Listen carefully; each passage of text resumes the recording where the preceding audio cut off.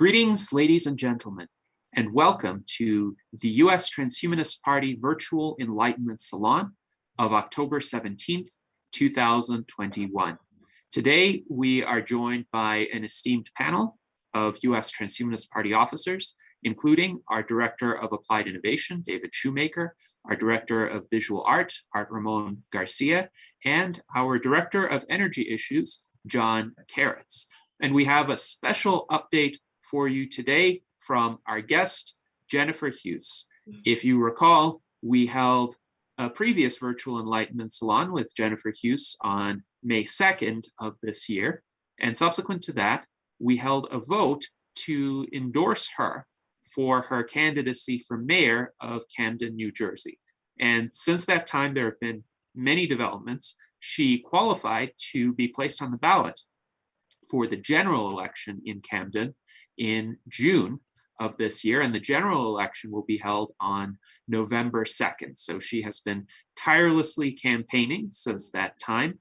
We look forward to the update from Jennifer regarding her experiences on the campaign trail. Jennifer, welcome, and please tell us all about what has been happening with your campaign these past several months. Yeah, thanks for having me again, guys. Good to see everybody. Yeah, it's been a very interesting experience. Obviously, expected it would be. You may have a kitten, a baby kitten jumping on in the interview, everybody.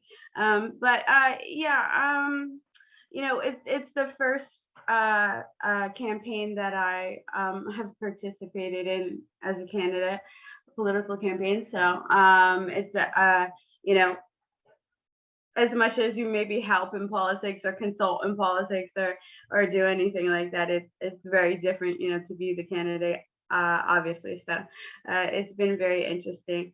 I've done a lot of door-to-door canvassing, which has been really nice. I'd say that's probably my favorite part of all of it is just really getting to meet everybody, you know, in the city and talk with them and talk with all the people around is very nice.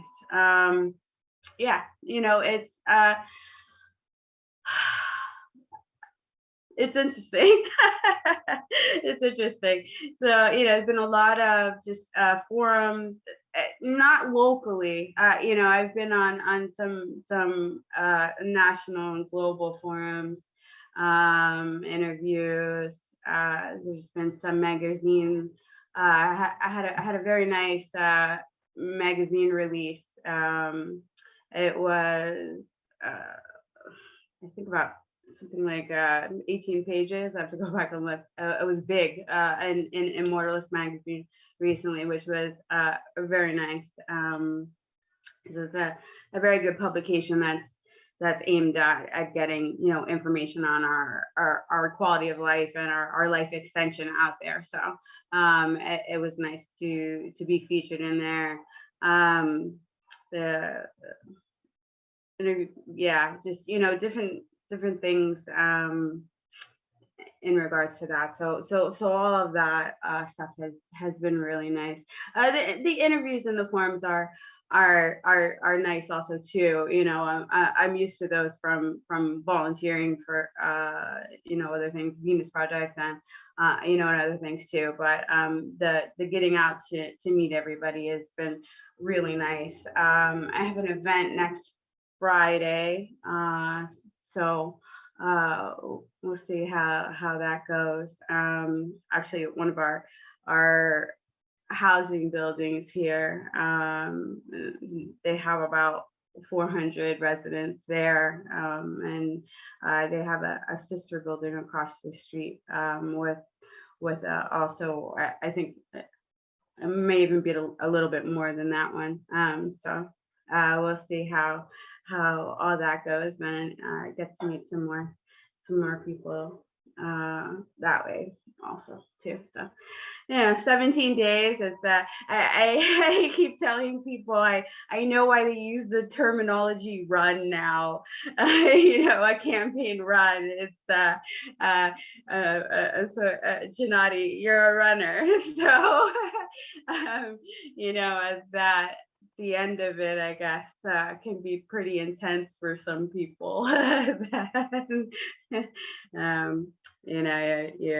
You're just trying to just get as much done as you can before the end of it. And John had a good suggestion. I did a follow-up interview with him recently too, and he had a good suggestion to actually go to the polling places on the day of the election, because there's still most likely a lot of undecided voters still, and may have a chance to meet some that I haven't gotten to yet. But I've gotten to do a pretty good amount of canvassing, so personally, so that's we'll see. It's funny because there's not really locally here, there's not even been any forums or debates or anything like that. There was just one forum even really that was for the Democratic primary back then.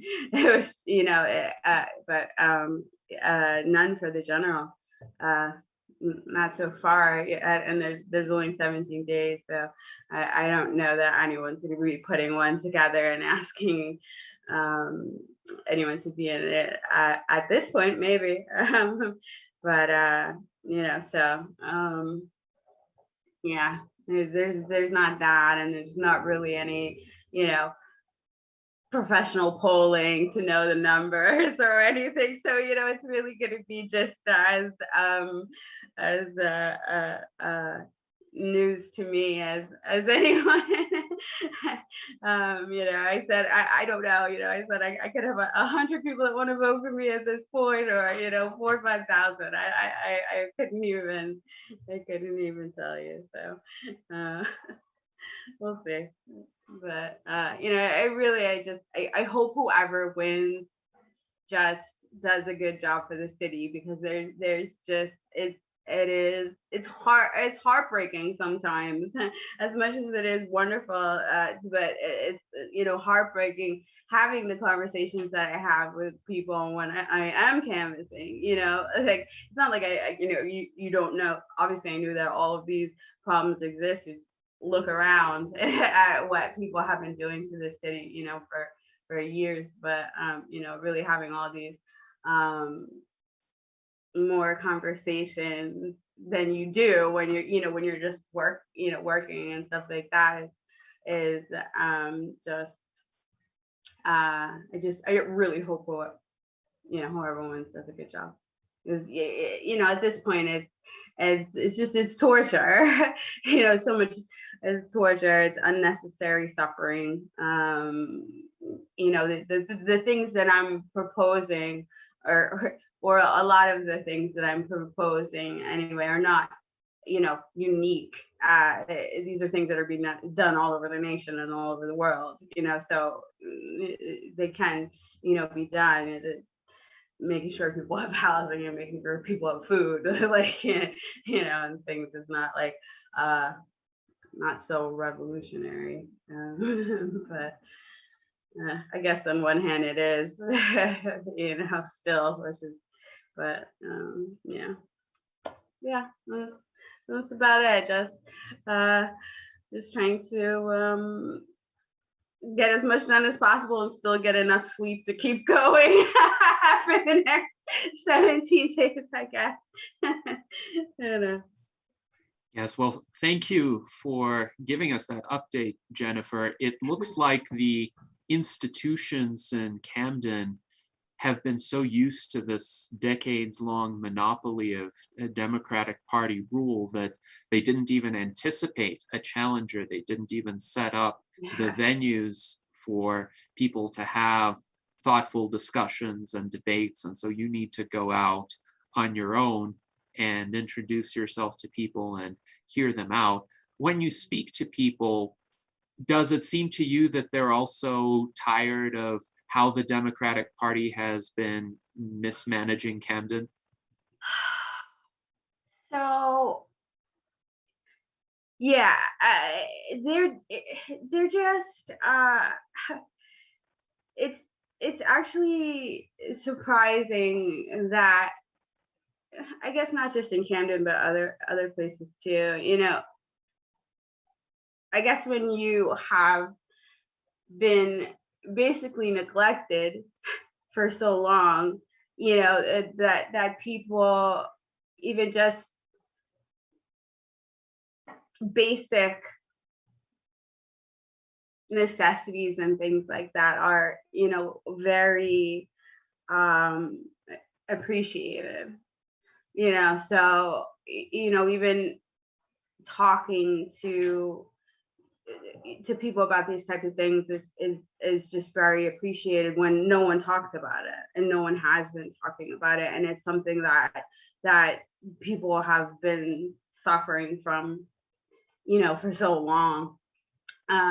So yeah, there's a lot of interest that I'm an independent, you know, here, which is really I kind of, we kind of thought that might happen, you know, because there really isn't much of that. It's usually this Democratic hold.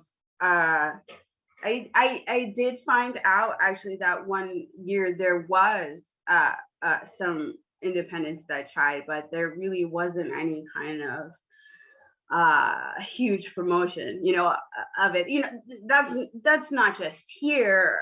You know, independents often don't get as much promotion as larger party, you know, the larger parties anyway. So you know, but hopefully as people get interested in independent parties and candidates more and more, that, you know, we see that is starting to change. But people are interested in it because there is kind of, in the past anyway, you know, it's always been this Democratic stronghold, and yet there hasn't really been a lot of benefit that's been reaped by the people that live here. So I think they were interested in something because, you know, it might be different. I did spend a lot of time on developing a website with a lot of information on it. I felt like that was really important because there's not really a lot of dissemination of information here. And so I thought that I felt that it'd be pretty important that people would have something that they could go back to and look at and pass around to other people that they thought might be interested, you know, with a website and stuff like that. There isn't much in any way of websites or anything like that for most of the candidates or anything like that. There might be like I saw like once in a while like a page you could go to donate, that, you know, like that's it, like an actual like donation site, fundraising site, but not a website with information about proposals or anything like that. So and then the materials that I have with me when I'm out, and if someone's not home, you know, I leave. I had just like a flyer with a lot of information that was on it. I made sure to have my phone number on it so people can call if they have questions, you know, and things like that. So, you know, so people weren't home. I left it. You know, the door hanger has just as much information as the flyer, even though it's a little more condensed, like in the size of the lettering and stuff like that. But yeah, just so they can read about these different things and how they really are stuff that's being worked on by other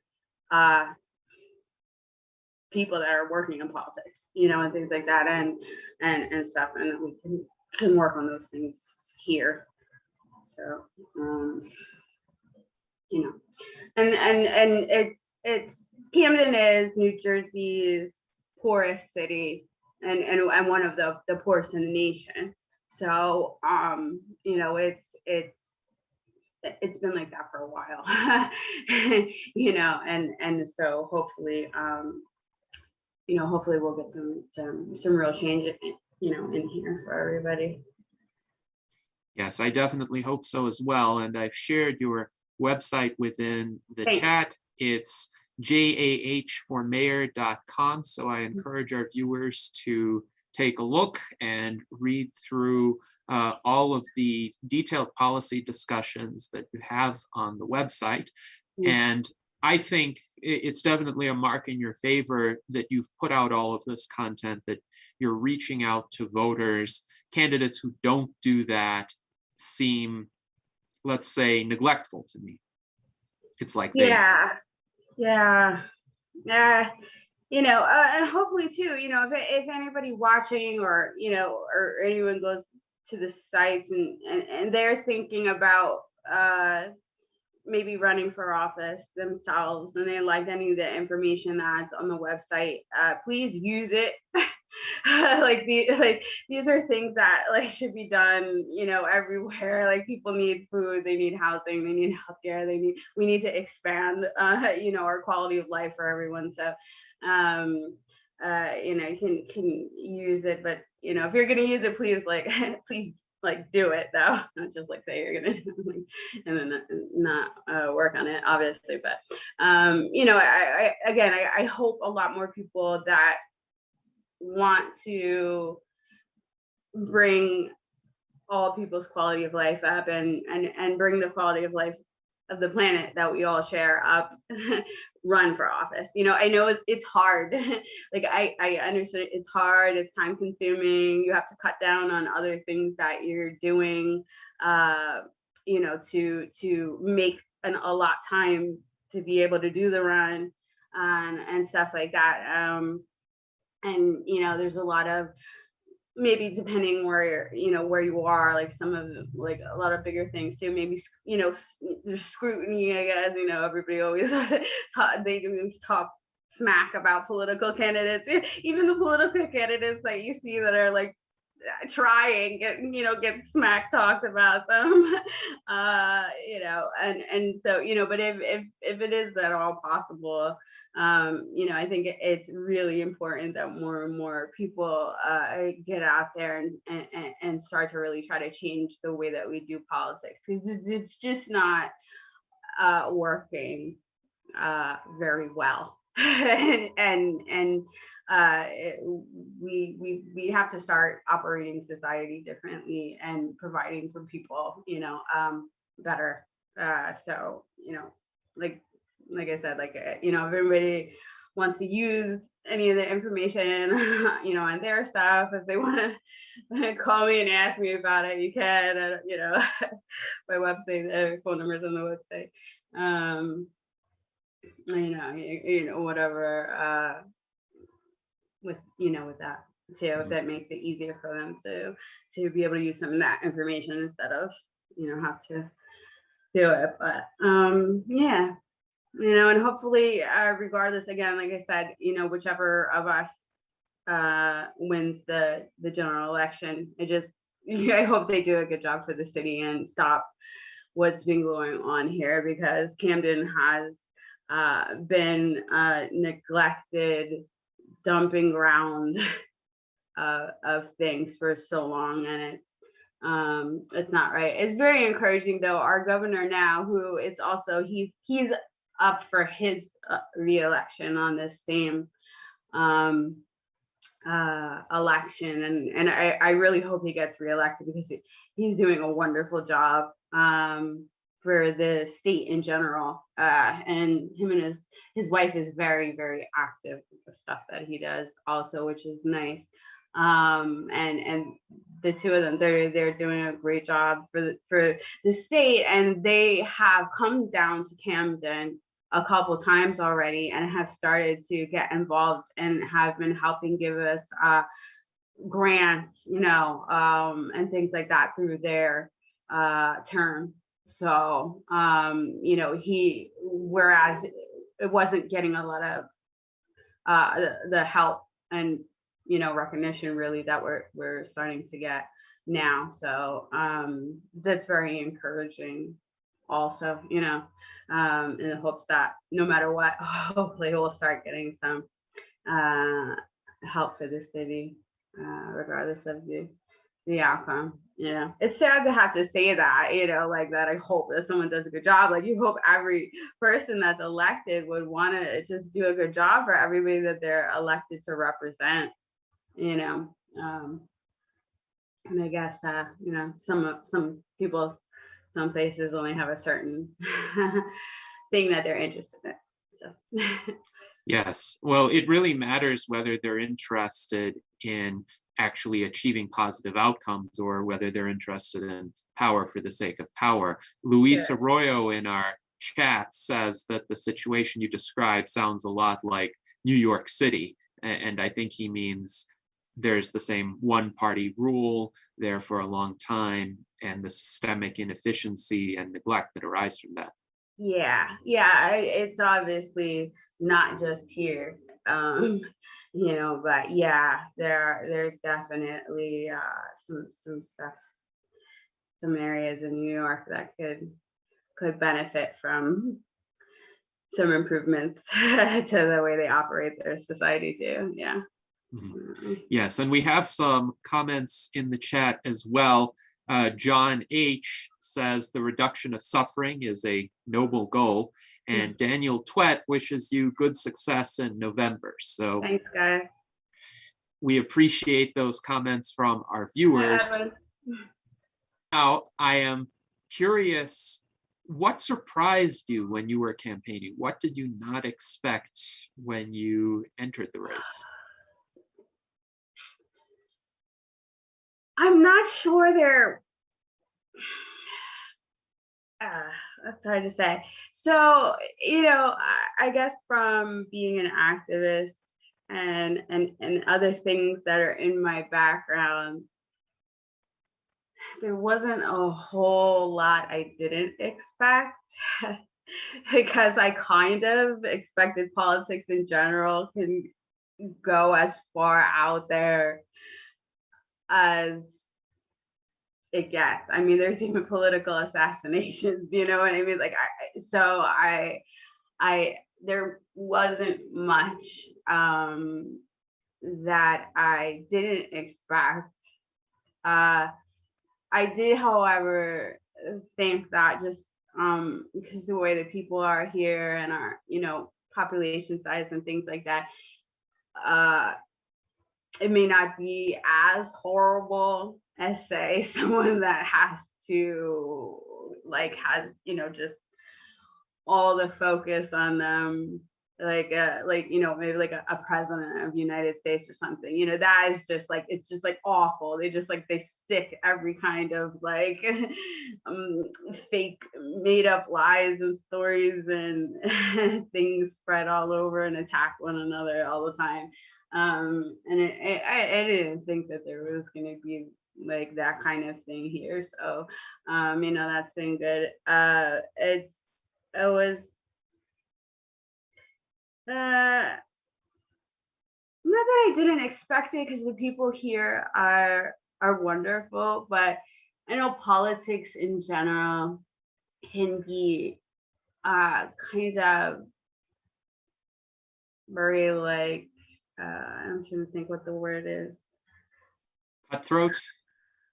Yeah. It can cause a lot of emotions in people. They get could get very angry or defensive or this or whatever. But I guess the really, everybody's been wonderful that I met. There was there's maybe, someone here or there that just, they liked another candidate, so they're just like, they didn't want anything to do with me, but that was like actually very minimal. So I guess like I didn't expect it even to be like as minimal as it was. Everybody was really nice and open-minded, even if they had expressed that they liked a different candidate or something like that. All through the whole thing, really, even for the portion where I had to get the signatures before the primary and and then after that. So yeah,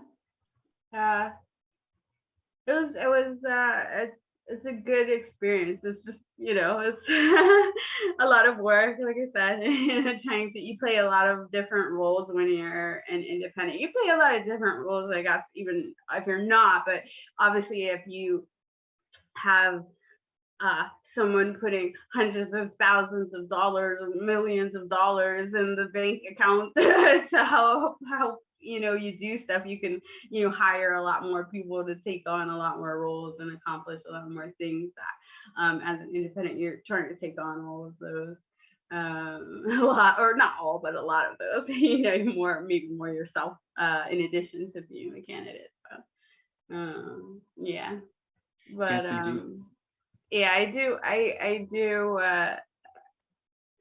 in campaigning in a pandemic has been interesting. So that was like, I mean, but I was like, I still expected that because I knew it was still going on when I did it. But yeah, it's just different things in regards to, there are times where we maybe wanted to schedule an event or do a thing and we weren't able to because we couldn't like gather at that place, or something. One interesting thing though, I guess, about running in a pandemic, if you want to find an interesting thing about it, because a lot of all the meetings were held on Zoom, and like in regards to city department meetings, like city council, housing, planning board, these things, school boards, these different meetings, which I really tried to make sure that I attended as many of those as I could, because I really wanted to be able to, meet. I say meet, it's on Zoom, but we're still meeting one another, aren't we? The people that worked in the departments ahead of time, and see how they were running, different things and what was going on and all of those. So that was nice to be able to do it on Zoom. You can see on my Zoom now I have Jennifer Huse, for mayor, which I changed it from my name to that after I was put on the ballot, so I tried to get to as many of those as possible, and then that way people could know that I was running, that worked in the departments and that were watching the meetings and stuff. And so pre-pandemic, I guess that had to be all in person meetings, and things like that. So it was that was more convenient to me, being able to attend all of those things, online instead of having to be to all of them in person, which I hope that kind of thing stays even after we pass through what we're going through with this pandemic, because I think it's nice to have both, even if you return to in-person meetings. There's so many people that have so much going on. They might be in the middle of a job just and listening or something like that to see what's going on, and they might have their kids and not be able to get out, or someone else they're caring for, and being able to at least listen online instead of having to be at a place, it's so much more convenient for so many people. So Yes, I think absolutely. that's fairly new. Not obviously not, online meetings are not new. Those have been around for a couple years and stuff, but conducting things more online like that is newer because of this,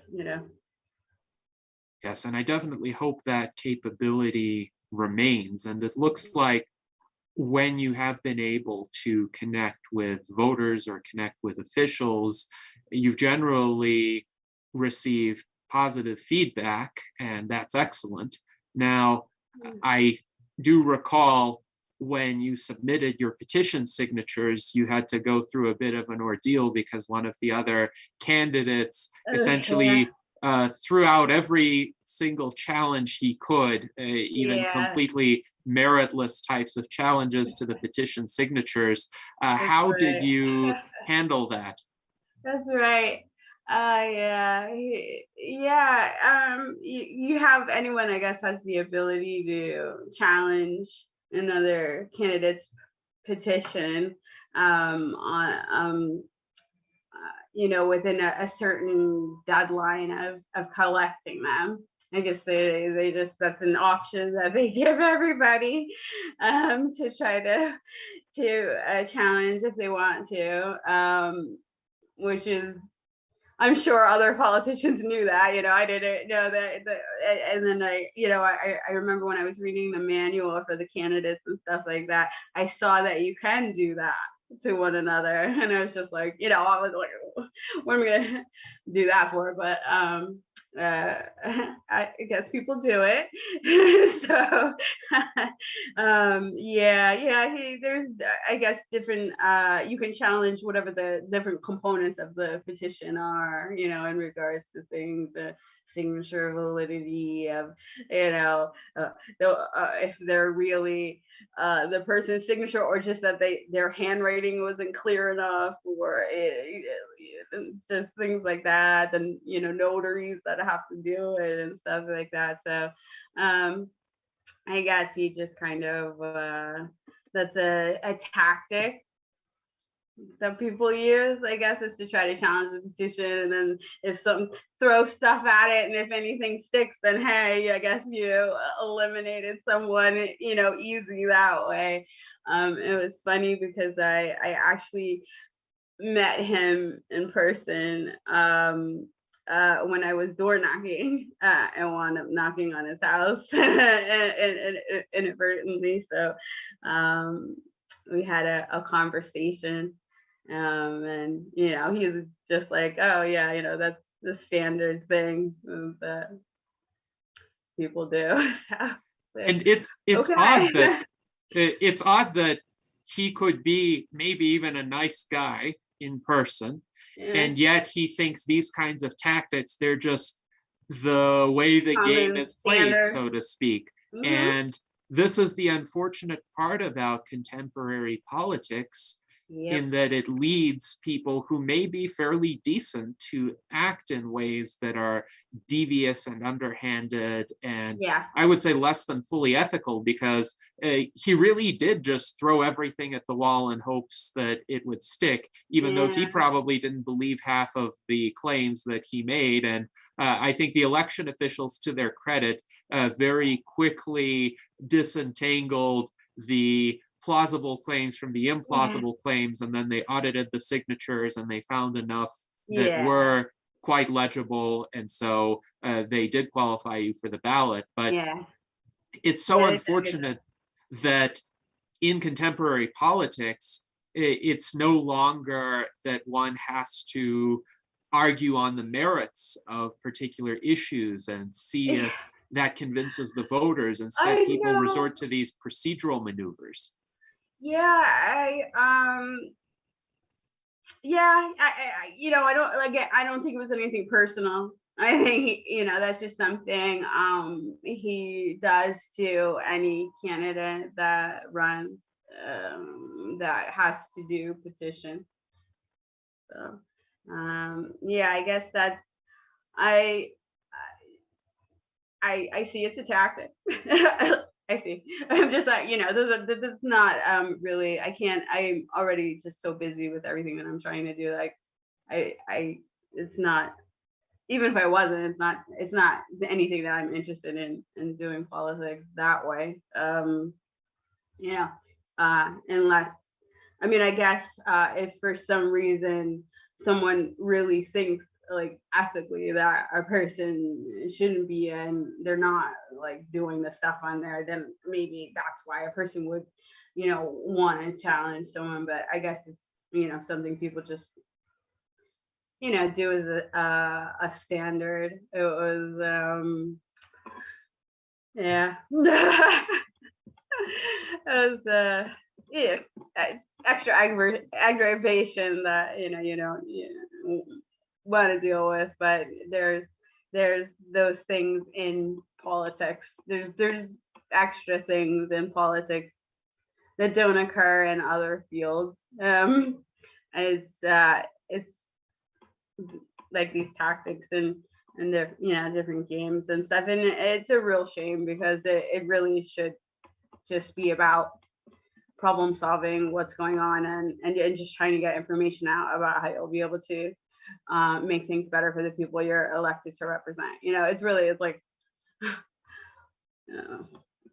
I'm not saying there aren't other games in other fields, but it's just it's not the same. It's different, but Yes, absolutely. John yeah. H. in our chat cites Karl von Clausewitz, who says politics is war by other means. And well, I would say even in war, though, there are certain rules of engagement, and one can distinguish between more and less honorable ways of waging a war. There were entire eras when it was considered completely inappropriate to target the civilian population of a country, for instance, and yet others would do it because it conferred some temporary advantage, but it was clearly a horrible tactic to use. And I would hope in politics there's an understanding, at least among the better politicians, that some tactics should be off limits because they're just completely dishonest and unethical. So we have a comment from Brandon B, who writes, Jennifer is the only person running I will ever support again. You go, girl. So. Oh my gosh. Thank you. That's very sweet. Yeah, a bunch of sweeties. Yeah, I know everything. It's been, there was like that and some things, but it's been very nice. people. I had someone tell me that he never voted in his life and he was gonna vote for me. He's like, I'm gonna go. It was nice too, because I did a lot of like meeting everybody myself, and there, were people that helped hand out things and stuff like that too. But I got to really be the one that was talking with everybody, so that it was nice to hear some of the responses that everybody had. Yes, indeed. And we have a question from Sergei Gubkin, who asks, wouldn't it be difficult to push a life extension message with the electorate in Camden, New Jersey, as the town has so many troubles and life expectancy is short enough? He thinks that the population might not think as much about aging as a result. But what has been your experience? Are people interested in life extension, in extending the length of life and overcoming biological aging? Well, I have a lot of different proposals in my platform. It isn't only life extension, although I have a very elaborate discussion in regards to that. So with life extension, the thing is, though, everything that we try to do to treat our illnesses, our sicknesses and diseases and things like that. If you take, an antibiotic, it's life extension. So anything that we're trying to do to feel healthier and stay alive longer is life extension. And there is a lot of things here, even just making sure that people have food and access to nutritious food is life extension. Because if you don't have food, you're gonna die. Trying to make sure people have water, clean water, is life extension, or they're going to die. Making sure that the air and the soil and water things is not polluted is life extension. making sure people have health care and or access, to this healthcare and stuff, this life extension. So because so much has happened here for so long, there's a lot of preventable and unnecessary suffering here in regards to health. Even just if someone needs a back adjustment, and because they haven't adjusted their back, they're in crippling pain all the time or something like that because they can't afford to go, is unnecessary suffering. Not being able to afford medicine that you need and things like that. So I think that people are very interested here in a better quality of health for themselves and the people that they love.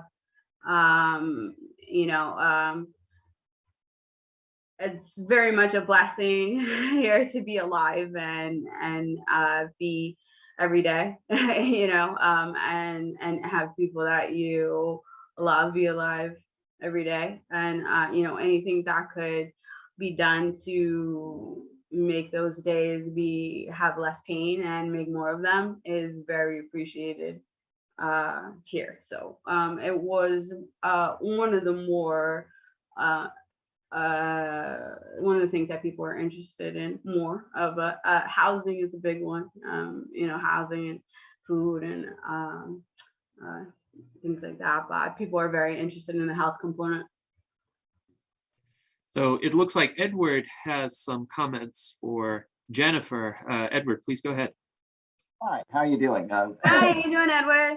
Yeah, thanks for bringing up the issue. I mean, in a political forum, that's great. We should have been doing this. Well, of course, the Transhumanist Party has been founded to do exactly this. So yeah, we're getting some additional support here.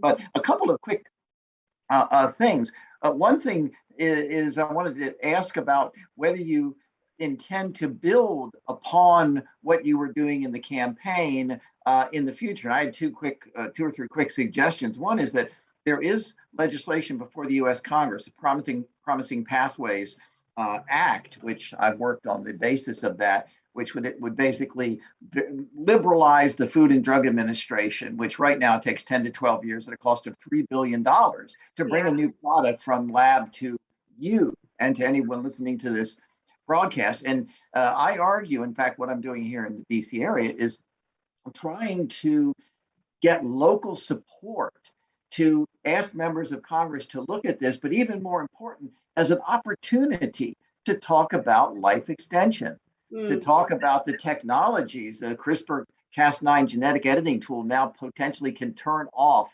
the production of tau proteins in neurons, which causes Alzheimer's. How many people in Washington, D.C. or influencers are talking about that on the news? So there's a lot of opportunities to use what is before Congress right now, bipartisan legislation that may go nowhere, to make this point. The other thing is to build upon what you have been doing at the local level to expand people's thinking about how to take our current sick care system and make it into a healthcare system. Right now, you get sick, and then we have an argument: does the government pay for it through your taxes, or does your insurance pay for it, or do you pay for it? We just talk about who pays for it, as opposed to using technology, genetic sequencing your genome, wearable diagnostics, artificial intelligence monitoring you, so that you don't get sick to begin with. I mean, that's what we all want. And I don't think many people appreciate the opportunities we have right now. And again, I keep emphasizing that me sitting here doing it in the DC area is nice, but if you're doing it from Camden, New Jersey, if someone else is doing it from Iowa, someone else is doing it, then members of Congress and influencers and the media say, this is interesting, something curious is happening.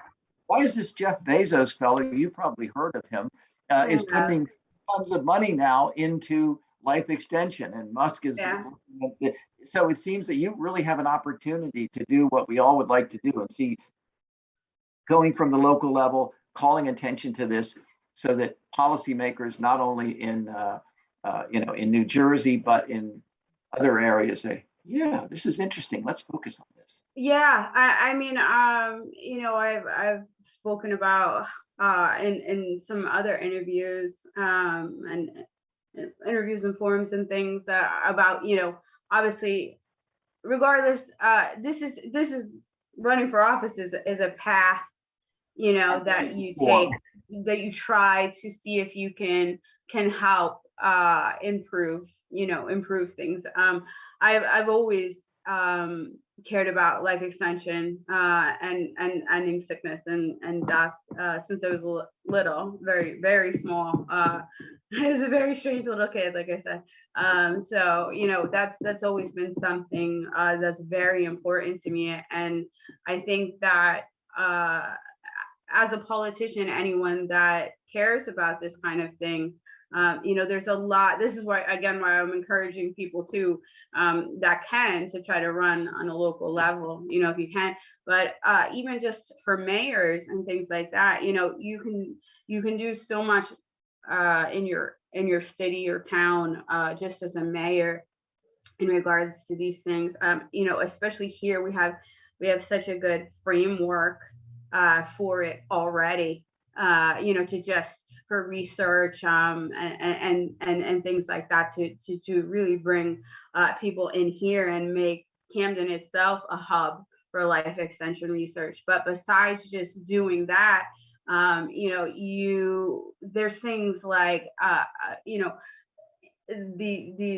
these international groups and national and international groups of mayors that get together annually and network with one another and things like that, where you can start to get different ideas through and build these networks more and more. If you are able to work locally, you can keep expanding that. And it's really a matter of getting people out there, that are doing it. And of course, like Zoltan started that, obviously by founding the Transhumanist Party in the first place, but by doing his runs, and trying to get out there, and then everybody else that has been running on a local level and trying in their areas is trying to do that, and if any of us are successful in doing this, then we're obviously going to be able to reach out to more people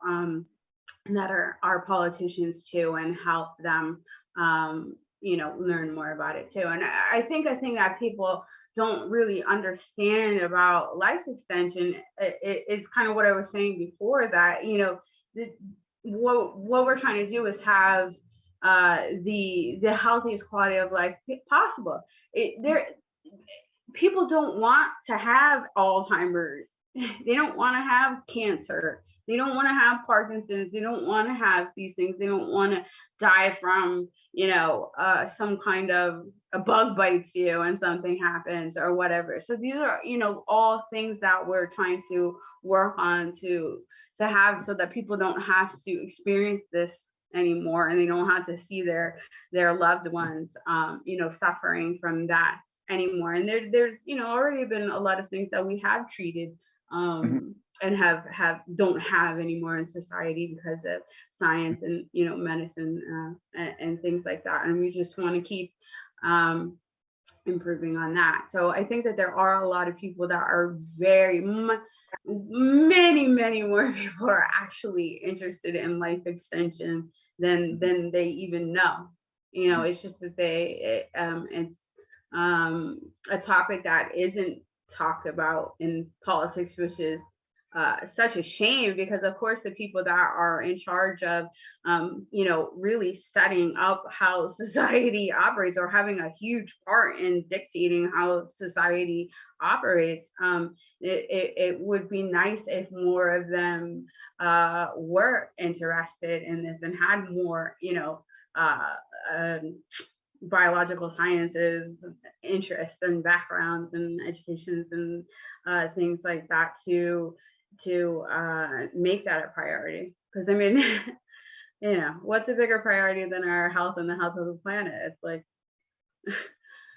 come on. Yeah.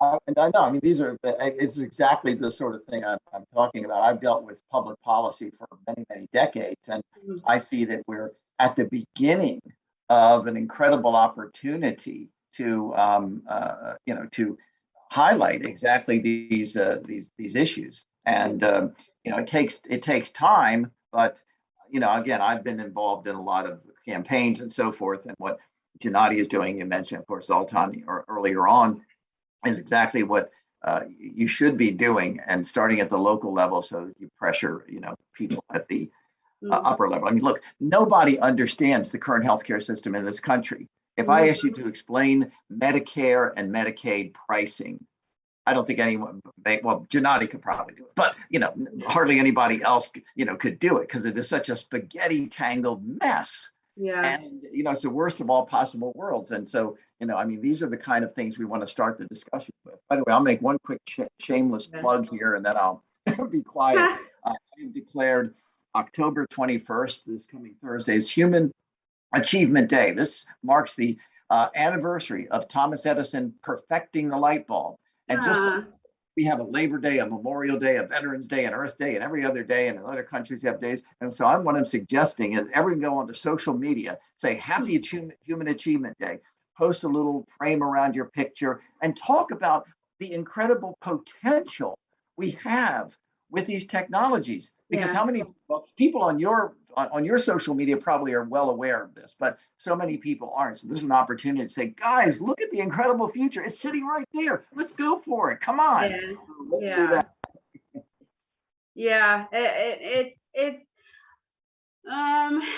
It's really exponentially, people's information is growing, thank goodness. Of course, obviously with the invention of the internet, and then the invention of these different things. Yeah, people always make those and put Jacques Fresco on them. Shove them in there. Those are cute. Yeah, and just with social medias and the different expansions upon just having internet of communication around the world, is people are starting to see more and more that these things, you can look around the world. We have 258 countries, and you can look, and yes, there are countries that their social systems are worse than we have here. More violence, more death, and less basic needs and things. And then there's so many countries where they have worked a lot of these issues already out of their society. So we always want to be looking at the best practices. We don't want to be regressing our systems. So we want to keep looking at the best practices, and constantly trying to, especially obviously people that are in charge of how other people's lives are going to be, like politicians, and things like that. We want to just always be trying to improve the quality of life constantly. There's not going to be a point where you're like, okay, we're done. We can't do any better for everybody. We just like, no, you can always keep going. But there are a lot of areas in the country and in the world where they're experiencing much less of these negative societal conditions and effects, and those can be implemented everywhere. They can, so we have to just kind of look at bringing everybody up, to there's people that don't even have basic needs yet, so doing that, and then to just keep improving from there. And we're at a time now in our life where we have these communication methods to just disseminate information, where we have these technologies. Before there was real scarcity, in our history, real scarcity, because we didn't have any technology, we didn't have information, we didn't know how to do things, we didn't know how to get stuff around, and there's real scarcity in regards to that. But now it's not real scarcity anymore. Now we know how to fix these problems, regardless, even if the problems are still happening around the world. Now we know more and more how to fix so many of them. So now it's a matter of connecting with everyone and getting that done. Maybe they don't know yet, how to do it, or something like that, or maybe there's some type of other interference factor. A lot of times there's a monetary interference factor, but it's not that we don't know how to do it and we don't have the technology anymore, for many of those, at least the basic need things. And then, obviously the stuff that we're talking about is far beyond just basic needs, but yeah. Yeah. Yes, indeed. So now I'm curious if John has any questions or comments for Jennifer. Well, I had a couple things. Let me close the thing here a second. It's a little noisy out there on the highway.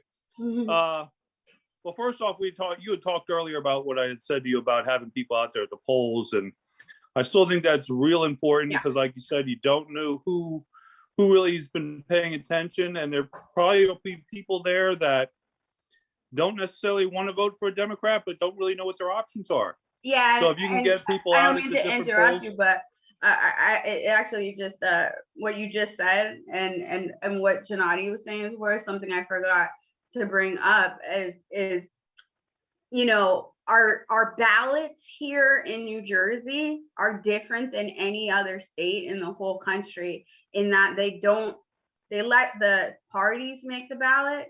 So they don't have them all under each other in the same column. Right. The candidates, they put you off in like Boulder, Siberia, and column here. Well, they do that on purpose, of course. Yeah. So just like he fought you just to fight you to see if there's some way of keeping you off or making resistance to it, psychological war. But I mean, it would be good if you could get people out at the polls to mention you and you could travel around yourself. That would be great. Yeah. A question I have for you, though, I mean, from when we first interviewed you about you running and to now, I mean, is there anything that has changed in your ideology or how you think about going about things? As now that you see how the system is a little bit differently, are there some ways you might approach things differently than you had thought before? I don't think so. I don't think so. The only, thing that is probably the case for a lot of candidates, regardless, especially independent candidates, is you just, say if you have to go another time around or something like that, you just kind of always are hoping. I didn't really push for donations or anything like that. That's a big thing that I always see. Everybody does everything. They're posting is donations constantly. I maybe, that always helps. It does help, because you're able to get more people to help. You're able to purchase more materials and distribute more materials and things like that. So just,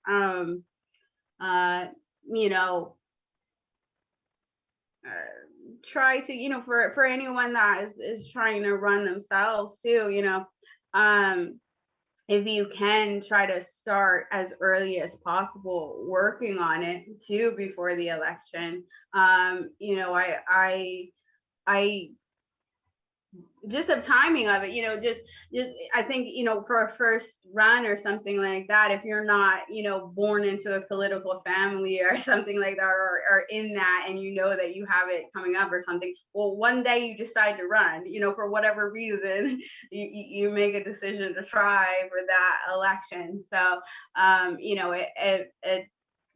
if you are considering it, try to start, as early as possible, because you may be able to reach more people, and then by reaching more people, you may be able to get more help and get more, donation help and things like that. But I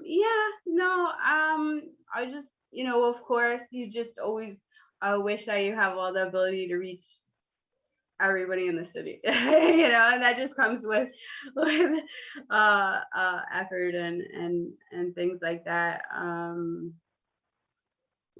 Now, when you did go door to door, were there things that people told you about that you hadn't thought about before that you worked into your ideas of what you do when you're in office? Was there anything that came up that was surprising to you or unique?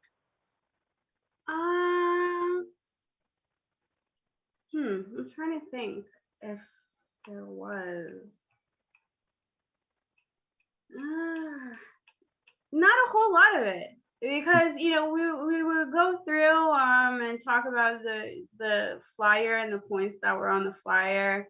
People would kind of look at it while I was there and read through it, and the ones that popped out as interest to them, we would talk about, and a lot of people would talk about their personal story with the situation.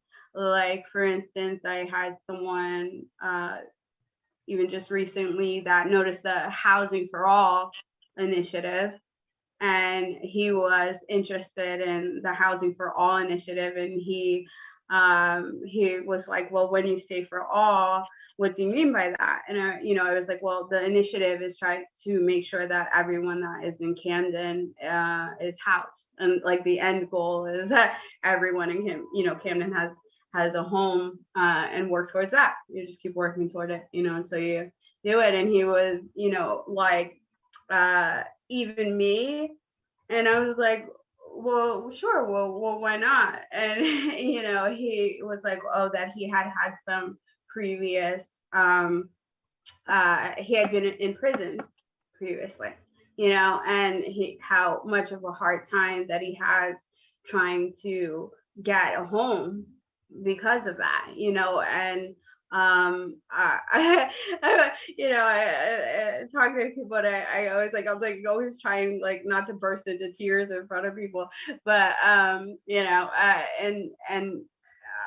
like, of course, this is a thing that in general has to be remedied, whatever the situation is of why a person doesn't have a home or something like that is a thing that which whatever the people here, the situation is, you're working on it, period, because the initiative is for all, so a lot of people would find what part of it was of a particular interest to them, when we would have conversations about that in more detail and stuff like that. But I not that much. I did talk to everybody.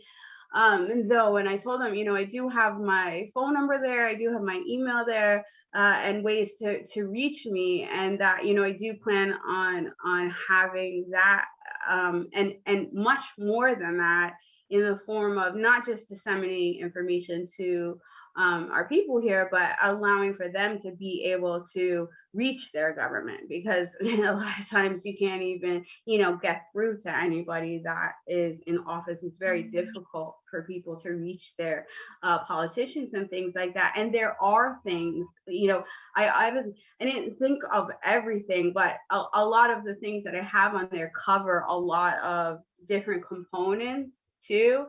So, we can umbrella under them. So, we would get into them in more detail and stuff. But, that's one of the other reasons that I want to have the back and forth communication, is there are things that people would need to bring up to us that maybe wasn't, covered or something like that. And they need to be able to reach their officials to be able to tell them that there's something that they need help with, in case that we haven't. But there wasn't a whole lot of that. There's still 17 days, so maybe there will be some things. But I think a lot of the things that we have are so pressing, and there's such a noose around people's neck. They're not having these basic things are so crippling that I think people were very interested in that. There's a lot of stuff I heard, even smaller things, what might be considered, smaller, but not really, even because it's important to people, was like, our roads are horrible here. Like, they're horrible. Like, it's just like, the potholes are as big as the cars, I swear. Like, but like, maybe not that big, but what sounds like Pennsylvania. Yeah, but with stuff like that, and that falls, like, we have gotten transportation grants now, other different grants, things like that. We have a grants department of the city, here that you can, put to work. When it was like, really, so many people said that when I was out about the roads, and it's hard because these conditions of the roads, they cause damage to the people's cars, tires and axles and different things like that. And when you're already pressed like that, you don't even know if you're going to be able to. Nobody wants that. Firstly, nobody wants the roads like that for their cars because it's inconvenient and it costs money, and nobody wants to deal with that. Some places you can, if it happens, you can send the bill to the city and get reimbursed, and some places you can't. And if you already have, you don't even know if you're going to be able to maybe pay your housing or have food or have 3 meals that day. Maybe you're only having 2 until you get paid on Friday or something, maybe, or whatever, or until your allotment comes for the month or something, and then your car is all messed up from the road. You know what I mean? And that is just like, it's like that was a very a topic that came up a lot, and stuff like that. So but that was not something that I wasn't aware of. It's just something that was very commonly brought up also. Now, you said your phone number. I know you give your phone number out there. Have people called you and asked things of you? Some, not a whole lot. But yeah, some have, and some have, offered to help, and things like that and stuff like that. Yeah, I don't know if I guess it's not that common to do that. So, but and then I guess a lot of people are talking to me right then, so as a candidate, you can only talk about the things that you want to do when you get the job, and then when you get the job, then you can you have your departments and people working in the departments and all the different stuff to actually start to work on the things that you talked about doing while you're a candidate. So they'll still have that number if I'm fortunate enough to receive the position, and then maybe they'll wanna reach out to me then or something. Well, you're basically towards the end of the race. I'd say put on the steam though, don't slow down. Yeah. Get those people that want to help you out there at the polls. I think that's very important for the day of the election, to have people out there, because there's going to be a lot of people that are undecided, and that can make the difference. So just keep we're all in your corner. Keep pouring on the steam, and you're going to get there. Thanks. All right. Excellent. So now let's go to Art Ramon.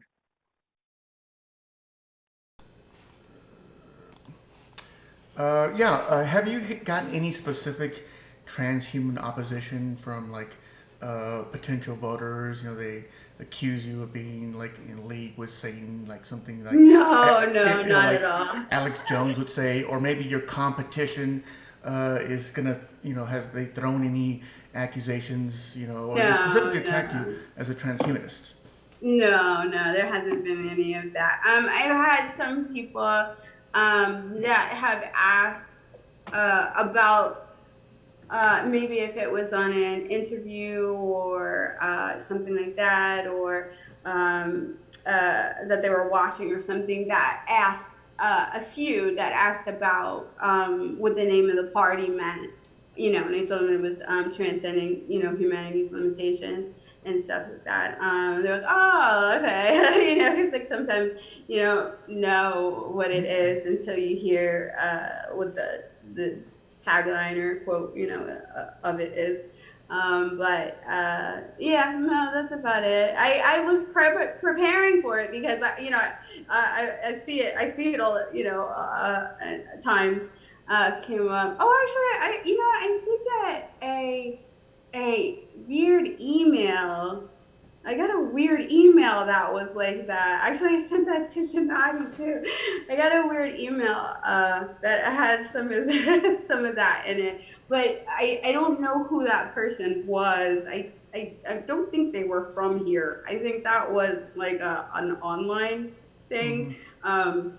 Because I have my email and I have my stuff for everybody to send. So I don't think that was from here. And I just let her know that what it was that she was what she was thinking was what the name actually stood for, and stuff like that. But yeah, no. Okay, that's good to know. So, thank you. Yeah, they were really and I guess too, maybe the way that I have, the flyers set up and the door hangers and the website set up and stuff like that too. They're really just seeing like the bullet points of the initiatives, so we talk about those, and when you go to the website too, then just the bullet points are all expanded out with the information about each one. But sometimes, yeah, for people that watch the interviews and things, they just asked about the name, with a little little question in their eye about the name until I explained it. But yeah. Yeah, but I have seen that before. They think we want to mandatorily force everyone to become a cyborg or something. Well, I think for most people, their experience is similar to what you described, which is they approach it with a blank slate in their minds. So they don't necessarily know what the name transhumanism or transhumanist party means, but Yeah. they're waiting for someone to explain it to them. And this is an opportunity to give them the correct explanation as opposed to whatever Alex Jones might come up with. And indeed, I would say the Alex Jones types, who are going to be hostile toward us no matter what, are a minority. Most people are not of that mindset, though. They do focus more on the everyday issues that you described, but if you can tie in transhumanist ideas with that and explain their relevance, then I think most people's reactions will be at least mildly positive. David, you'd like to say something on that? Yeah. Well, I've been listening to Jennifer, and Jennifer, you're fascinating. Thanks, dude. And I've been writing questions here. I've got about a dozen of them, but I'm going to sum them Fire up. away. Letting you be hit with all of them. But I almost jumped out of my chair when Gennady said relevance, because that is, I think, that's where transhumanism needs to be at. We need to be doing what you're doing. You're talking to people about the practical, relevant values that are in transhumanism. And I love this idea of the canvassing, going door to door, talking to people about relevant ideas one at a time. I mean, this is fantastic. I like to think of the far off distant world in time and space and how all that might come together, but it really comes down to everyday life. Yeah. In your case, everyday life in Camden. And how do these principles translate into that everyday life? That's amazing to me. Yeah. Go ahead. Like you said, but traveling off into space and things like that is, things that we're interested in too. Sure. No, absolutely. It's all of it. Interesting, but it's the values of this party are really some of the most applicable to everyday life that there is. Because we're concerned about taking care of people's health and concerned about their quality of life, and quality of life covers everything. Yeah. So quality of life and life extension covers all of the illnesses and suffering and quality of life is suffering from health, stuff and quality of life is really, and there's not other parties that are talking about that very much. Sure, and we translate this down to everything, including those potholed roads. That's quality of life. That's right. The stress of when your bank account is -$2 and it's Tuesday and you're getting paid Wednesday, maybe. I mean, or you're getting paid Friday, and you're just trying to get to work, and then you go over a pothole and blow your tire out, or tire in your axle or something, and have to figure out how you're going to afford to pay for that just to get to work to try to. So those future forward, really big ideas, I think, are great for inspiring people. But it has to come down to the everyday values of, am I putting food on the table today? Do I have gas for the car? Can I get out of this apartment and afford a house? Those kind of things. And looking at your website, following what you talk about, you do this quite well. So I want to applaud you for the conversation. I'm really hoping for the best in 17 days. And whatever you do on the 18th day, whether it's preparing to assume office or preparing to carry this conversation on even further, I want to encourage that. But then I'm going to roll this now into one of those other dozen questions that I have. So besides being a candidate and doing the marvelous work that you're doing, how else can people get involved in changing the conversation, and whether it's Camden or in my case, Phoenix? Is it time put in for changing our voting system, for working for local election laws in the area? What are your thoughts? You mean how else can people help politically, or how else can people help just in general? Well, I am thinking politically, but I'm thinking of how do we move these transhumanist ideas forward politically? We can do that through candidacy, but I think there's probably other ways too. And I suspect that you as a candidate, having come up with, like what you were talking about with John, about the way the ballots are, or the way you talked with Gennady about how your opponent, challenged, your signatures for getting on the ballot. So there's practical aspects of what you've been doing as a candidate that go beyond being a candidate, and maybe we can talk about those a little bit. Yeah, I mean, I know obviously not everyone is going to want to run for office or can run for office for various reasons. I know that, because I mean, even just, it was a friend of mine, a friend of me and my husband that suggested it initially, actually, and that really sparked the conversation, and it took us some time to finally say yes. It was like, wait, what?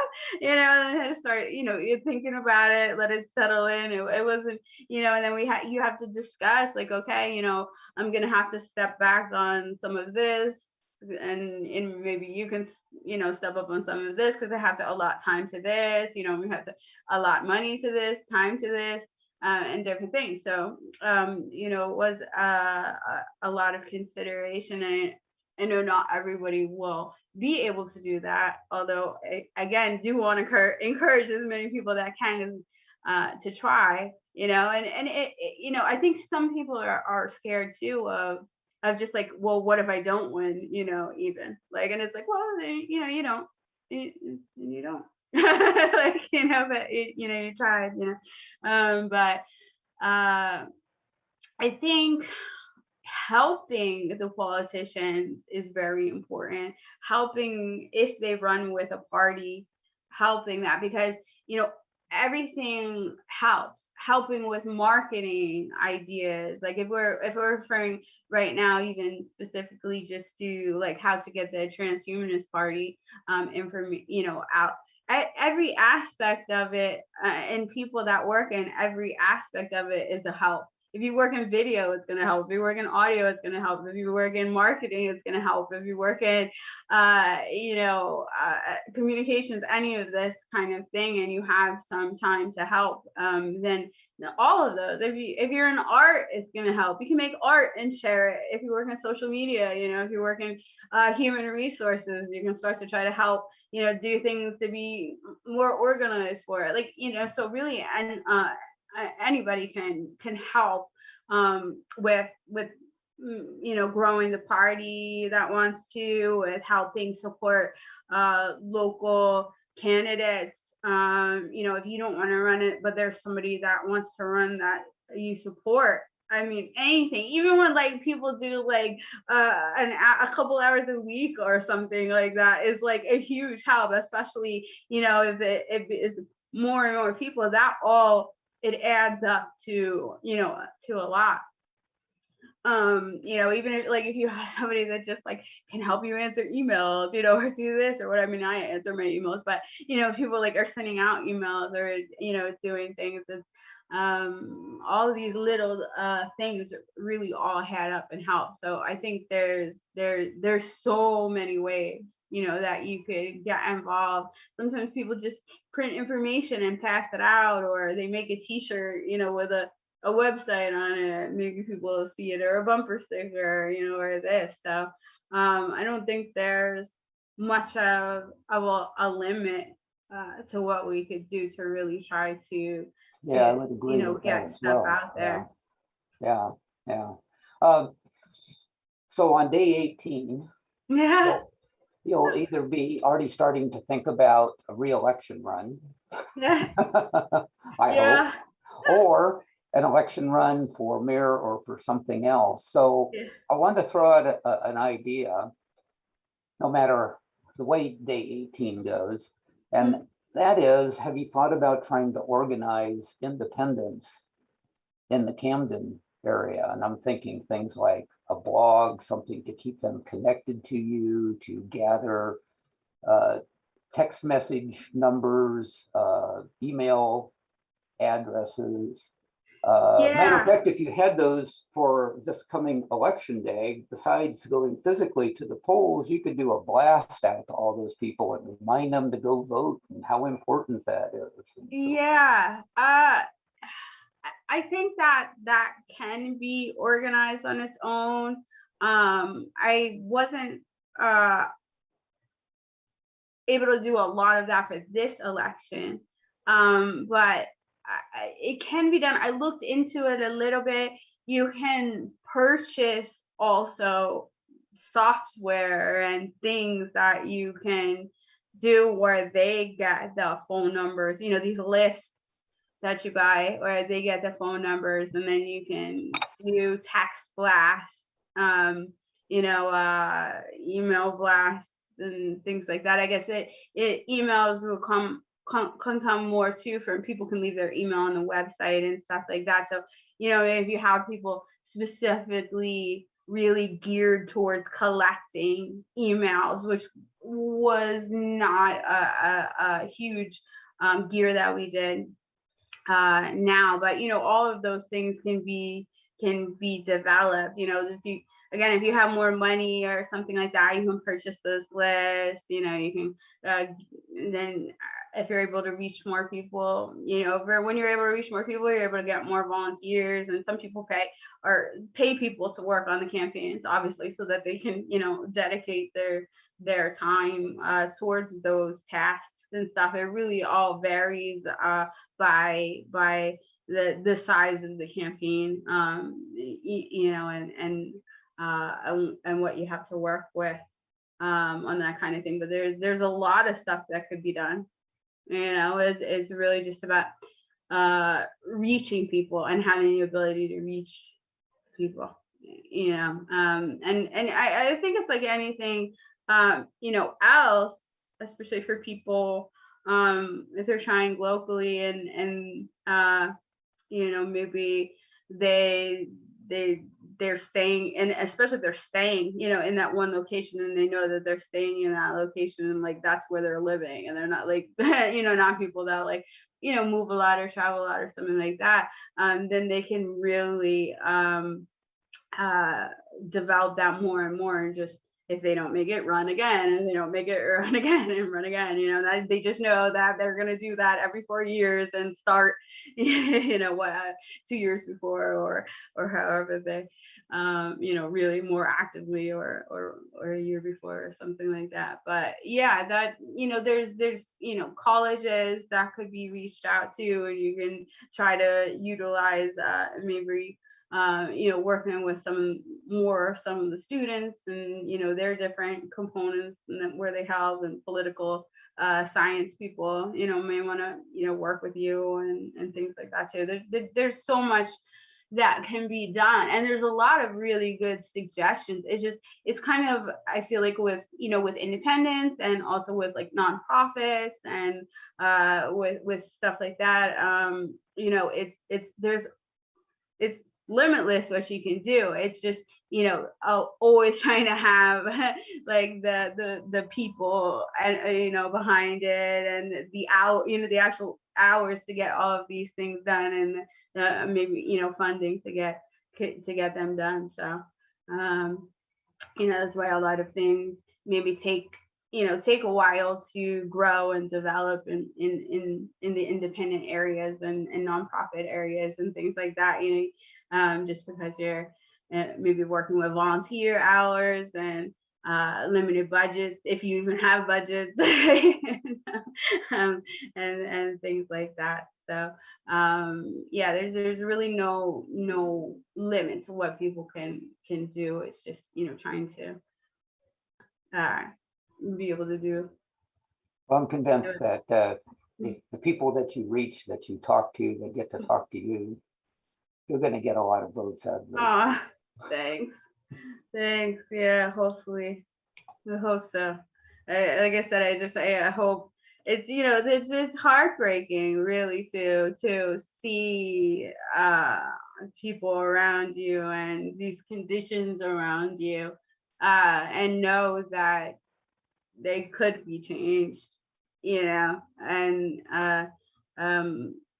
to see it. So I just really hope whoever gets the job does a good job from now on, because it's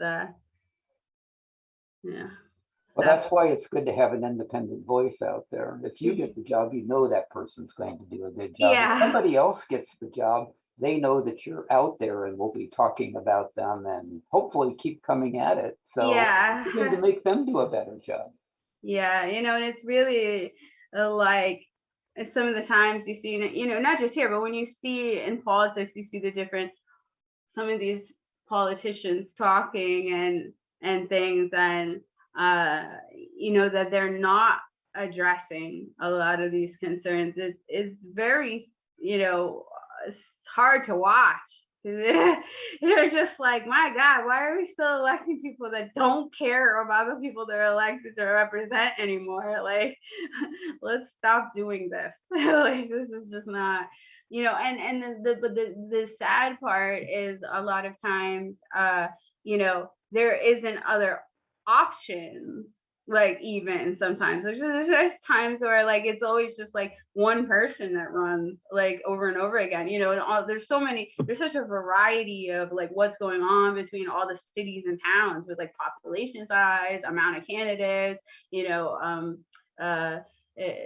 voter turnout size, and things like that, that it's like, you know, sometimes just the same person just gets recycled over and over, because like they don't even have any other options, you know, and or maybe there's an option, but they don't, you know, they just haven't had enough ability to reach people, because if people don't know about you, then it's not an option, is it? You know, like, but you know,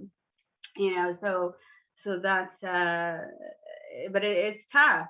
It's tough. I think we are finding. I think the conversation is starting to happen more and more with people now, where they're over being starved and needlessly suffering and tortured by the elected leaders, more and more anyway. So hopefully, that'll start to really shift a lot more towards problem solving and electing people that are work on problem solving, and for everybody too, not just doing things for a handful of people that one particular group did all the donations for them, so they only care about what they want, and things like that. And you can make a difference. You can tell by looking around the nation and looking around the world, that if you have leaders that care, they have the ability to do it. There's budgets, there's networks to other people, you have tons of people working for you in all these different departments, specializing on these things, and send the grants department to look up all the grants that you need to do these things. I know there's some maybe very, very, very, very small towns and areas that they're but still so hopefully we'll get towards that. And it's like anything that people do, if they run for office, if they help support a person or a party or something like that, sometimes people don't even realize how much their efforts add up, even if it's just a little bit, it all adds up. Everything, anything that you're sharing about a person politically or an organization that you respect, that's trying to help do things for the world, or whatever, is talking to one person or one share or one email, or when you're still reaching more people about it than would have been able to be reached, and you have no idea where that's actually going to go or who that one person knows, and so it is a help. Maybe people think that they're so busy or something like that they can't do anything towards it, but even those little things really help to change the conversation.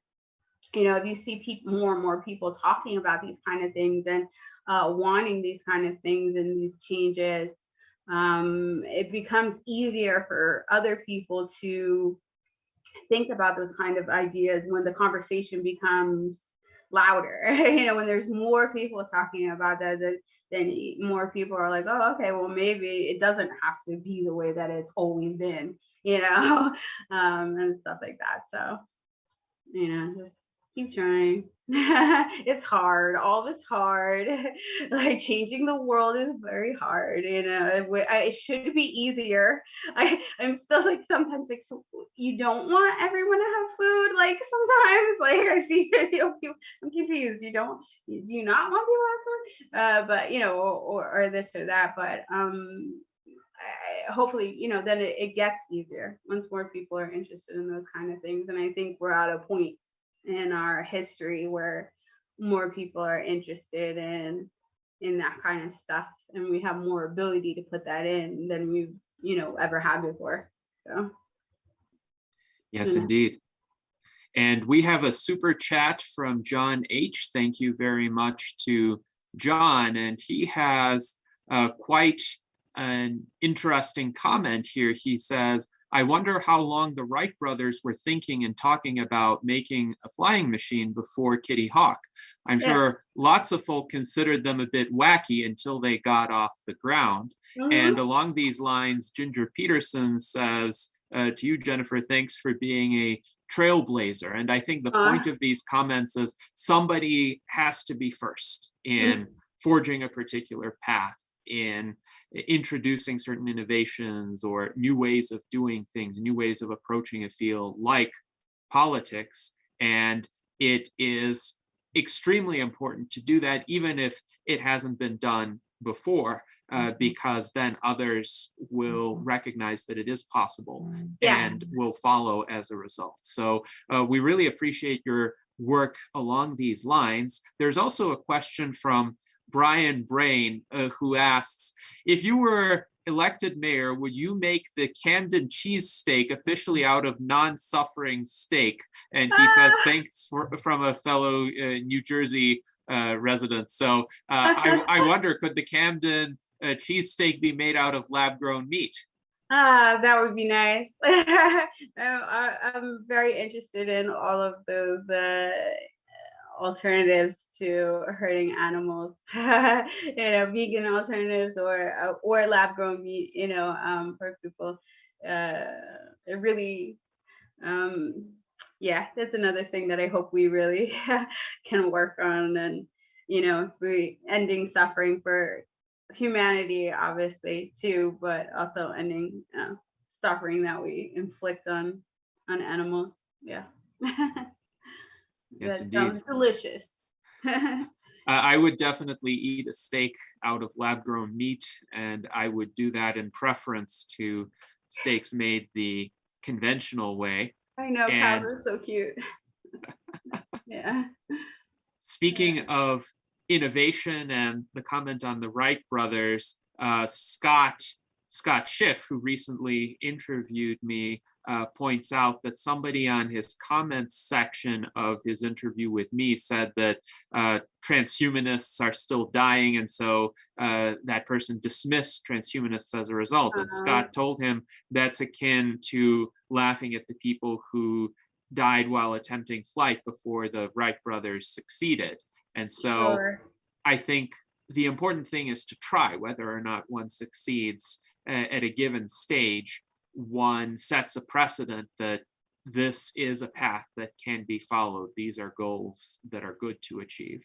Yeah, and that's like saying that anyone that died before the thing was achieved, or whatever, that used to die of things before we had antibiotics, and then they don't die from that anymore, or stuff like that. So, you can see all around you how many things already we've solved from dying from that specific condition or something like that, with the medicines and advancements that we already have. So it's just a continuation of that, except that we want to make sure that we get rid of all of the sicknesses and diseases that people die from, and death itself eventually. Yes, absolutely. Now, John H. brings up a challenge that independent candidates face, in that even if they win, they take office with few or no political allies around them. So let's say you do get elected mayor. How do you plan to overcome that while retaining your independence, so that you don't have to conform to a particular political bloc or a particular political party, but you can make alliances where you need to get things done? I think when an independent would win, you have maybe even a little more advantage in that area, because if you're running and get elected to a party that you're beholden to, and you have to keep status quo or things in place so that they continue to support you, and support you for the next election or something like that, then you might run into that problem of trying to do that. But if you're independent, you were not funded by them in the first place, so you're not really trying, you went directly to the people, so you're not trying to impress them or do whatever to be elected or redonated to or whatever. So I think there might be a little bit of just maybe advantage of that, and just being able to stay there. as you were, you know. But I mean, and then the other side of that too is that you may not already. I don't know. I think it's an asset. I really do, because you may have to, or may feel that you have to pander, like I said, to these people, if they're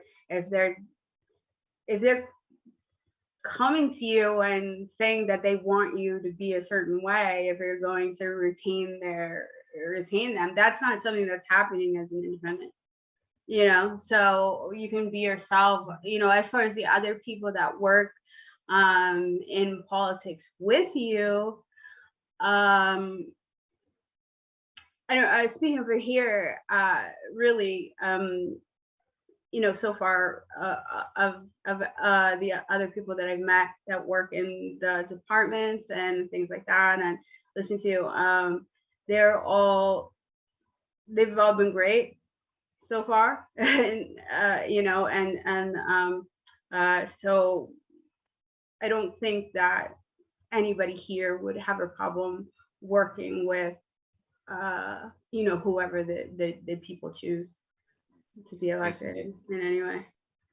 I agree with you. I think being independent can be quite an asset, and that you have the freedom to chart your course without having to follow a party line. And indeed, most civil servants are apolitical, at least in how they do their jobs. So they're going to look more at who the proper authority is, and if the mayor does something within the parameters of the mayor's role, they're going to respond to that more so than what party the mayor is coming from. Yeah, I think so. You know, obviously I can't speak for everywhere, but you know, here I think, everybody's just sort of interested in trying to, you know, work together and do things. And I do think that the persons that are here that are already working in the administrations and things like that would be very happy to be putting in more paths for the people. So I don't think, I think that it would be very nice to work with them, and I think they'd be interested to work on all those, you know, even if we're bringing in other people to help, you know, for different things and stuff like that. I think that that's something they would like to see. You know. Excellent. So we have a question from Brian Brain, and thank you also for his super chat. And he says this is a serious campaign question. Why would you be a better leader for the 70,000 citizens of Camden over Victor GC? I think he means the incumbent interim mayor. And he suggests that Victor's marketing makes him look like a quality leader. So if somebody were to challenge you and say, well, why you rather than Victor, what would you say? Yeah, these questions are about you know, where you try to get put into placing yourself above a different person, or they're tough. I dislike the competition part of politics. I wish it was more problem solving. So what happened here in Camden was we actually had a different mayor that quit. He was supposed to be mayor until the end of the year, and then whoever won the general election was supposed to take over in January, and he quit in April.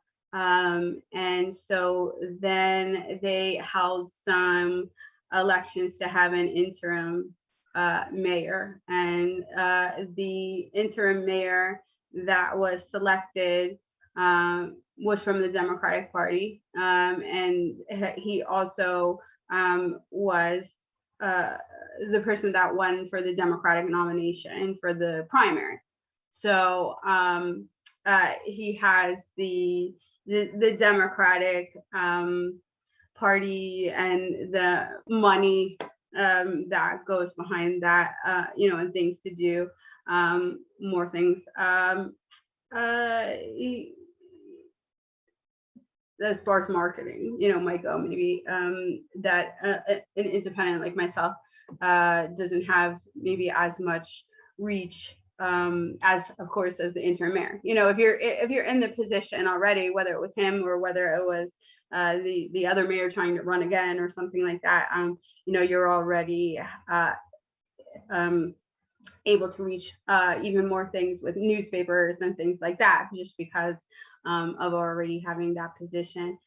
He's new. He only started a couple months ago again to take the interim position, and I said the same thing that I say before. I hope whoever gets the position does a good job for the people of Camden. So if it's me or him or the other independent that's running, I hope that they all do a good job. I'm not going to bash other candidates or things like that. All I can really do is just say that I have my proposals outlined. I have them outlined on my website, and people can read that and look through it, and they can look at the other two candidates and make the decision for themselves of who they think will be better. He doesn't have a lot of information out about proposals. He has a recent small release about a 100-day proposal that he did, that he's put out that he wants to do, and I hope he does do it. So I hope he does the things that he says in his release for his 100 days. And other than that, I don't know what his plans are or what he proposes for the city of Camden. So I can only go off of what he said, and I hope he does it while he is the interim mayor. And I can only say what I put out and what I want to do for Camden. So it's really up to people to decide if who they feel that they think is going to try to to work on things. It's not for me to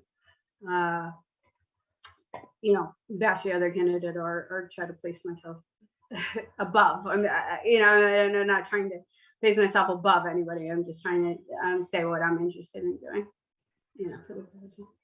All right, thank you, Jennifer. And I will say the information you released is a lot more thorough than what Victor Karstafen released. And indeed, Brian Brain says that he only read the one-page blurb on the website for the mayor. And it generally just talks about his background, his history, some of the positions he has held before. But you delve in much greater depth into policy matters and the specifics of your policy proposals to improve the lives of the people of Camden. Brian did follow up, and his question really is, what makes you a good leader? Without talking about them, talk about your leadership qualities. So he's asking you to provide an elevator pitch of leadership. An elevator pitch. That's a funny expression. Okay. I would say probably the things that I think are going to be most beneficial to accomplishing the things that I mentioned would have to do with my activism in the past and my involvement with activism and the advocacy and activism that I worked on. And also I do have experience working for all these years with so much in regards to marketing and networking and having the ability to work with people that I know are going to be able to come in and help us get this stuff done. It's I think it's really important. And again, this is me. This is just what I think is important. But I think it's important, for if someone is in charge of setting up society for someone locally, nationally, anything like that, that the plans that they have to encompass everybody that is there. They can't be just for a few people, and you really have to try to cover as many issues as you can, and make a constantly progressing campaign, which is why one of the proposals that I have in regards to the Center for Scientific Solutions is so important to me as a candidate. It's just that I think you really have to sit down and say, what are the issues that we're facing, because they're different everywhere. Some people, some places have already worked out a lot of things. They don't have issues where they have people, starving and homeless and this. That's just stuff that they worked out already. So they don't even have to work on that. They have to work on other things. But it's important to sit down and really. And that's why communication with the people of your area is so important too. Where you were talking about, if there were other issues, when John was talking about, there was other issues that were brought up and things like that, to have these open lines of communication between the people you're elected to represent, and then all of the people that you have working on that, and to get them together, identify all the problems, identify how many people in your area are facing the problems, because maybe not everybody is facing all of it. Maybe out of 77,000 people or something, you have 20,000 that need housing or something like that, and maybe 40,000 that want to buy their house. I'm just making, throwing these numbers out just to say numbers, but that have a house but want to buy a house, and need a pass for that or something like that. And so, to really lay it out and apply problem solving to it and just keep going through it, and know that your end result, of these things is that you want to solve these different problems for everybody, and put it that way. And that's really what we're seeking to do, is just start resolving these issues, because they've just all gone for so long. It's the same thing. Even if if you're just looking at potholes, like, okay, well then, you lay out all of the streets that need to be redone, and you start working on it until they're all done, and things like that. So, yeah, like I said, that was hopefully, the being an independent, the marketing, that's why I felt it was very important that we had a very extensive website, so that people, and also access, to me. So then if people can take a look at the proposals on how to solve these issues, which are on the website, then if they have further questions and things like that, they can still get in touch with me anytime, and speak more about it also. But I think really it would be the elevator pitch would be problem solving. If I have to, problem solving and quality of life improvement for everyone. Very good. So Brian says, nicely said. Any politician needs to be able to have an easy and quick summary of why they are a good leader. So it seems that he was satisfied with your response. So I'm glad to see that. And now we'll take one more audience question before we go around the panel one last time. And this question comes from Daniel Twett. It speaks to some of your educational initiatives. He's wondering, would you have the Camden Public Libraries adopt maker space type arrangements and other tools? That's a very nice suggestion, Daniel.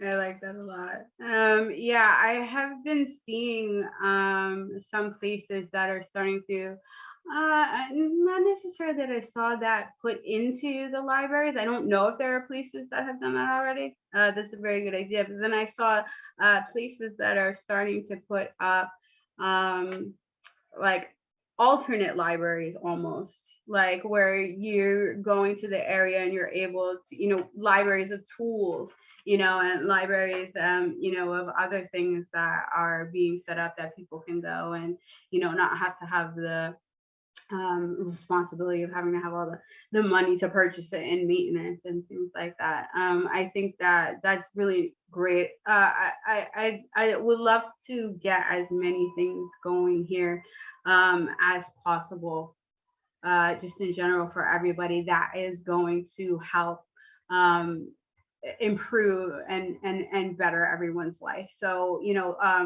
all of these and it goes back to having the communication, because proposals like this are so interesting.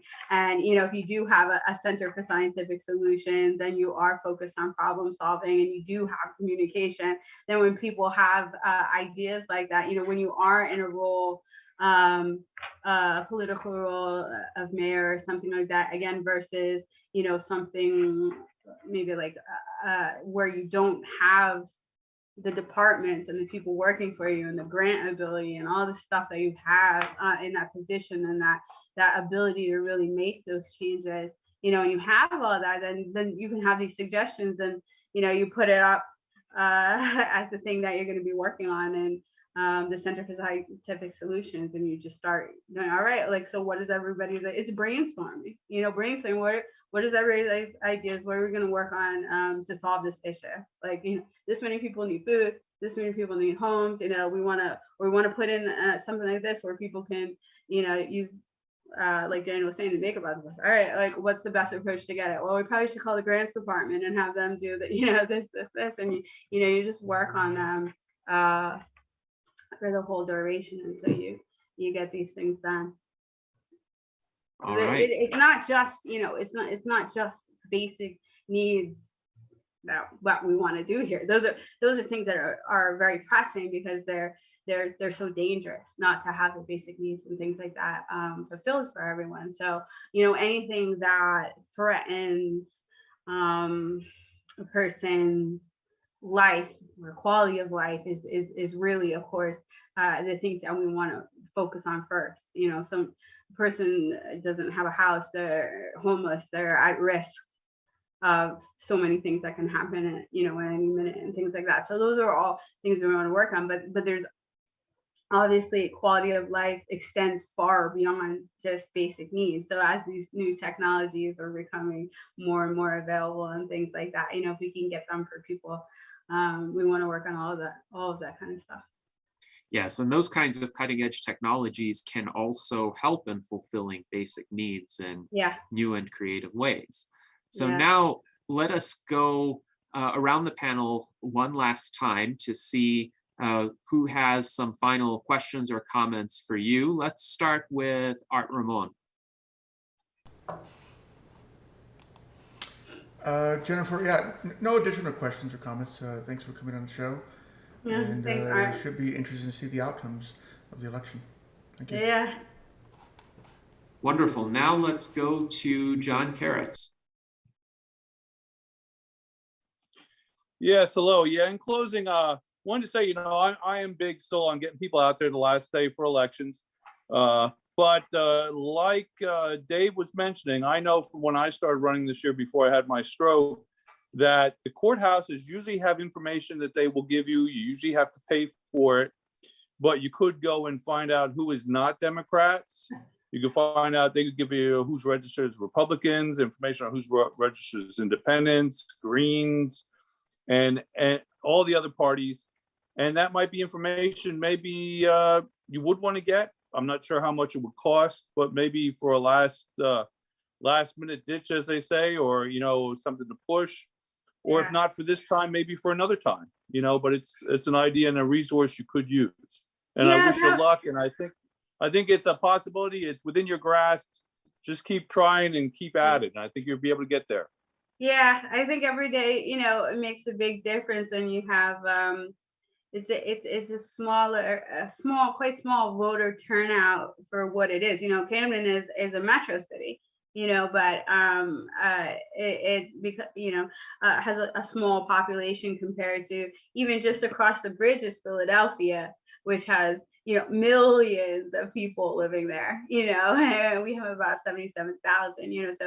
So we do have a good infrastructure being a metro city. To be able to work on a lot of things, but every day you're out, you can meet a couple hundred more people, even just door knocking, you know what I mean? And then, they know people, there's other people in their household, they go right back in the door and like, oh, this candidate just knocked on my door, honey, and go talk to a secondary person. And, if they like, I've had people that are like, I'm going to talk to my son when he gets home from work, he lives next door, I'm going to go, so it can really exponentially, make a difference each day that you're out. And like you said, even the day of, can really, really make a difference, because obviously, all elections, if you have one vote over, then you win, but especially with these smaller population voter turnouts, it can make a huge, every day could make a huge difference. Yeah. Yes, indeed. So I wish you an active late campaign season. I hope you can reach as many people as possible during these last few weeks. Now, David, what are your closing thoughts? Well, first off, thanks for being here today. I was hearing all about this. I want to reiterate what John was saying about that last final push, that I really think that can make the difference. And I hope you'll start drafting your victory speech. And in that victory speech, I'm curious what you're going to tell me as a citizen of Camden, what you're going to get done for me right away, maybe in that first 100 days after you're elected. Yeah, there has been, I've been asked, I guess it's common for politicians to do a 100-day thing. I think that's a kind of catchphrase in politics, I guess. But I think it's okay. There's nothing wrong with it, but 100 days is just a little over 3 months. And I think that a lot of these proposals that we're looking to implement are going, they're going to be ongoing. I'm looking to start all of the things that were proposed, right away, and to hash out who are going to be the people that are working on each of the proposals, and things like that, and start to organize. And really, I think that first batch of couple months is about organizing. It's a meeting everybody that works for you in all of the departments, talking with them, getting to know them all very well, talking with the other people that have expressed that they would love to come in and additionally help the people that are here existing, and starting to get set up to tackle those all of those issues. So the first couple of months, yes, but these are things that are going to go through the whole term, and also hopefully things that we can put into place that are going to go far beyond even this first term. Whether I'm reelected or not, that hopefully these things that are put in are stuff that are going to keep going, like as far as making sure that people have homes and food, and these different things are hopefully things that we can put in, and God forbid if I'm not reelected, someone doesn't come in and be like, no, I don't want people to have food and housing, and try to work on rip all those things out, So I think it's really putting a good framework, and it's going to be a lot of listening. Meeting people and listening, listening to the people that are there working already, listening to the people that want to come in. And like I said, really, really establishing those different forms of communication with all the people in the city, because I want to hear from all of them, having as many pathways as we can to see, what they want to address. All right. Well, thank you, Jennifer. And I hope you do get to give that victory speech shortly after the November 2nd election. Yeah. Now, as is our custom, we will ask our guest to deliver the final remarks of this virtual Enlightenment Salon. What else would you like to say, and how would you characterize the conversation that we've had these past 2 hours? Just thanks again, guys, for having me back on again, and for all of the support, obviously for the endorsement in the first place, and all the support along the campaign. I appreciate it. It was all very helpful. Every bit of marketing helped, every donation helped, and things. So I always enjoy talking with you guys, of course. So. And just thanks. All right. Well, thank you, Jennifer, for joining us and keeping us up to date with your campaign. I encourage everyone again to go to jahformayor.com. And the tagline for that is "Real Solutions to the Problems We Face." This is what Jennifer is trying to bring to the citizens of Camden, New Jersey. We're pleased as the U.S. Transhumanist Party to endorse her campaign. And once again, thank you to everyone for a highly stimulating virtual Enlightenment Salon. This is what we strive to do every week. And until next time, live long and prosper. Thanks, guys.